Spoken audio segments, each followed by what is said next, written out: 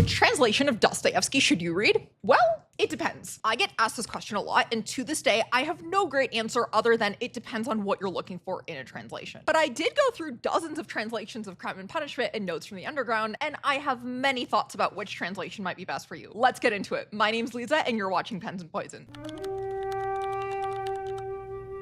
So in order to answer which translation of Dostoevsky you should read, we first need to understand what makes a good translation and what makes a bad translation. Sure, there's a such thing as a good translation and a bad translation, but there's no such thing as a perfect translation. I've never come across a translation that has fully satisfied me, and even some of the best Dostoevsky translations aren't really going to do this master of psychology justice. But if you don't have thousands of hours to sit there learning Russian, we gotta work with what we have. So let's first go through what to look for in a translation, and then go through some examples from some of the translations I studied. So a lot of people think that a good translation is the most accurate translation, but that isn't necessarily the case. See, a lot of good translations do stay true to the source material, but a literal translation might not be the best translation because it might read choppily in English, or it might not accurately convey sentence structures or idioms that we have in Russian. A lot of literal translations, in fact, turn out to be choppy or awkward or otherwise just unreadable. But a good translation will always flow best in the target language, or in the language that the text is being translated into. So we can define a good translation not as a reproduction of the original text, but as a rewriting that preserves the spirit of the original while allowing it to live naturally in the target language. So a good translation is going to read fluently in the target language and capture enough of the nuances of the original. In fact, one of the most important things is not to give a literal translation, but to capture the spirit of the original. When we look at literature, we talk about the fact that diction creates tone, right? So it's choosing the exact words that are going to reproduce the spirit and the style of Dostoevsky. Now, for an author like Dostoevsky, that is going to be crucial because the genius of Dostoevsky's work is that he probes into the psychology of different characters, and psychology has a lot to do with feeling and emotion. With Dostoevsky translations, I found that most translators either capture the spirit and the style or reproduce the text in a manner that is very accurate to the Russian. It is very, very difficult to do both. So to show you guys what I mean, let's take a look at some examples. Let's start with the opening of Crime and Punishment. So you guys have probably seen this translation. This is the most critically acclaimed translation by this husband and wife duo named Richard Pevear and Larissa Volokhonsky. Now, most people who read Dostoevsky in English are going to read this translation, and that is a huge mistake. I have no idea to this day how this pair got so much critical acclaim. I think it is because people think that the most literal translation is the most accurate, but the problem is that some of the translations that they give are far too literal and actually misinterpret what the Russian is trying to do. Not all language is literal. In fact, Dostoevsky is going to use a lot of figurative language to get his point across, and that is where Pevear and Volokhonsky really missed the mark. What happens is that Larissa Volokhonsky, she's the native Russian speaker in the pair, so she's going to go ahead and translate the gloss into this sort of literal English, and then he goes ahead and cleans it up to make it sound good. Now, the problem is that his Russian is not very good, and her English is not very good, so there's this huge disconnect in terms of the translation. She might translate something literally into English without understanding some of the idioms that we have in English, and he's not going to understand some of the nuances of some of these more difficult words that we have in Russian. There are some great examples of how Pevear and Volokhonsky are just completely off the mark in Those from the Underground, and we'll take a look at that in a second, but let's start with Crime and Punishment first. So let's take a look at the opening of Crime and Punishment. I'm gonna read it to you guys in Russian just so you can hear how it sounds, and then we'll look at the translation of this passage into English. В начале июля, в чрезвычайно жаркое время, под вечер, один молодой человек вышел из своей каморки, который нанимал от жильцов цепь, переулки на улицу и медленно, как в нерешимости, отправился к мосту. So you don't have to know how to read this passage, but the most important thing is going to be to take a look at the comma placement here, which we'll get to in just a second. I want to first demonstrate why it's really, really difficult to translate Russian into English, and in order to do that, we're going to take a look at this verb нанимать in Russian. So this verb translates roughly to rent, as in to rent a room in English. And in order to understand what it's doing in this particular passage, we have to first understand the nature of verbs in Russian. So in Russian, verbs are frequently organized into a spectral form. So each verb is actually going to have two forms. There's the perfective form and the imperfective form. And that distinguishes a completed action from an ongoing one. Now, if you studied French or Spanish in school, you probably might remember that in the past tense in French and Spanish, you have the perfect tense and the imperfect tense. One of them denotes an ongoing action, one of them denotes a completed action. It's a similar thing in Russian, except we don't have tenses. We actually have two different verbs that are accomplishing this feat. What that means is that it's a little bit easier to translate Dostoevsky into French or into Spanish, because French and Spanish have verb forms that roughly map onto the verb forms that exist in Russian. So here the verb that Dostoevsky uses is naнимать, which is the imperfective form of the verb. So if I were to translate it into French, for instance, the imperfect verb of the form to rent, louer, would be il loue. So that would actually be the only correct translation of this particular verb into French, because if we say il a loué, that means he rented his room yesterday or for a specified amount of time. Now we know that one of the things that sets Raskolnikov's sufferings into motion is that he is unable to pay his rent. So this is actually a very important detail. He's not just renting his room for a day or two, he's been here for quite a while, and it's posed him a big problem. When he first gets summoned to the police in part 2, for instance, it's about the fact that he can't pay his rent. And of course, we know that the fact that he can't pay his rent plays a huge part in his decision to eventually commit these axe murders. So in English, what we want to do is we want to show the ongoing, continual nature of the renting, right? There's no accident that this is the first sentence of Crime and Punishment. The emphasis is very much on the fact that Raskolnikov was renting this room. So let's compare the Penguin translation, which is the Oliver Reedy translation, with the Vintage translation, which is the P&V translation. So Oliver Reedy gives us the following. In early July, in exceptional heat towards evening, a young man left the garret he was renting in S Lane, stepped outside, and slowly, as if in two minds, set off towards K Bridge. Pevear and Volokhonsky, on the other hand, give us this.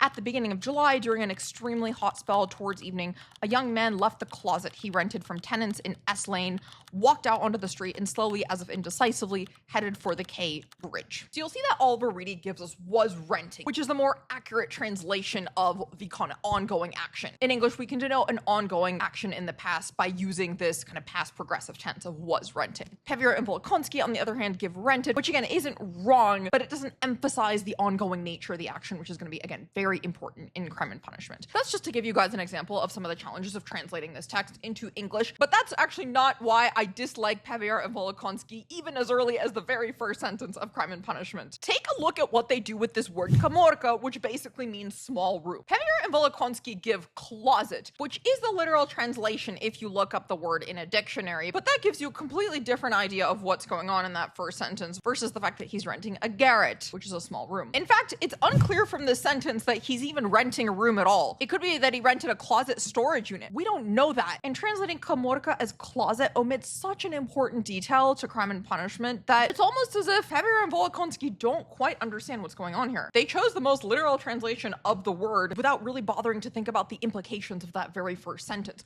We need to know from the outset that Raskolnikov is renting a room and that it's difficult for him to pay for the room. Sure, you could metaphorically refer to a small room as a closet, but the use of the word closet there leaves a lot of ambiguity that Dostoevsky didn't intend. But it's not even word choice. There's also the issue of readability. Take a look at the number of subclauses that Pevear and Volokhonsky put into that very, very first sentence. Now, this is why a lot of people think that Dostoevsky is just a bad or a clunky writer because of these very clunky translations into English. In Russian, this sentence actually works very well and doesn't sound clunky in the same way that it sounds in English. In English, when we read this sentence, we slow down a little bit versus in Russian, it actually sounds very natural. Part of the job of the translator is to capture the natural speech of Russian and translate it into English. Now in English, whenever we have so many short subclauses, it starts to sound choppy to our ears. Again, that's not the case in Russian as much. So the goal here is maybe to change up the sentence structure just a little bit so that the sentence is a little bit more readable in English. So let's take a look at what Constance Garnett does. On an exceptionally hot evening in early July, a young man came out of his garret in which he lodged in S Place and walked slowly as though in hesitation towards K Bridge. Only 2 commas. That's a lot smoother of a sentence than the one that Pevear and Volokhonsky wrote, trying to imitate exactly Dostoevsky's sentence structure. Again, we don't want to create the most literal translation. We want to create the translation that captures the spirit of the Russian while remaining readable in English. So of these 3 translations of Crime and Punishment, Garnett is actually the most readable. My biggest issue with the Garnett translation is that she changes rented to lodged, which takes some of the emphasis off the fact that he's renting the room and he's having issues paying for the rent, right? So the idea is that the focus needs to be on the rent. So we know later on that Raskolnikov's financial troubles are leading him to some of these actions. So while I usually like Garnett for readability, she does commit a little bit of a translation faux pas in this opening sentence, but let me prove to you guys why Garnett overall does a much better job than Pevear and Volokhonsky. Let's go to the end of chapter 1 of Crime and Punishment. So one of the most important paragraphs early on in Crime and Punishment is right at the end of chapter 1, where Raskolnikov leaves the pawnbroker's place for the first time, and we get the first window into his mental state in the days leading up to the murder. Let's first take a look at the Russian again. So in the Russian, we have но он не мог выразить ни словами, ни восклицаниями своего волнения. Чувство бесконечного отвращения, начинавшее давить и мутить его сердце еще в то время, как он только шел к старухе, достигло теперь такого размера, и так ярко выяснилось, что он не знал, куда деться от тоски своей. So if you read Russian, you'll immediately understand that Raskolnikov is experiencing a certain torment of the soul. In fact, we have the word волнение, which comes from the Russian word for wave or volna, and волнение, if you look it up in the dictionary, literally tells you torment of the soul. But now let's take a look at the difference between what Pevear and Volokhonsky do and what Garnett does. So Garnett gives, but no words, no exclamations could express his agitation. The feeling of intense repulsion, which had begun to oppress and torture his heart while he was on his way to the old woman, had now reached such a pitch and had taken such a definite form that he did not know what to do with himself to escape from his wretchedness. So we have this idea of the torture of the heart, which I think is pretty accurate to the feeling in the Russian. We have this idea of wretchedness, which is misery or unhappiness. And we have this idea of intense repulsion. All things said and done, those are all fairly accurate to what the Russian is expressing. The word right at the end, toska, is a word that's fundamentally untranslatable, but I think Garnett does a pretty good job in rendering it as wretchedness. In fact, Nabokov gives a really great definition of toska in one of his essays. He says, no single word in English renders all the shades of toska. At its deepest and most painful, it is a sensation of great spiritual anguish, often without any specific cause. At less morbid levels, it is a dull ache of the soul, a longing with nothing to long for, a sick pining, a vague restlessness, mental throes, yearning. In particular cases, it may be the desire for somebody or something specific, nostalgia, lovesickness. At the lowest level, it grades into ennui or boredom. So toska is probably best translated as this longing of the soul. And that's really the spirit you get in the Russian. Raskolnikov is going through some sort of deep spiritual disturbance. But take a look now at what Pevear and Volokhonsky do with this passage. But neither words nor exclamations could express his agitation.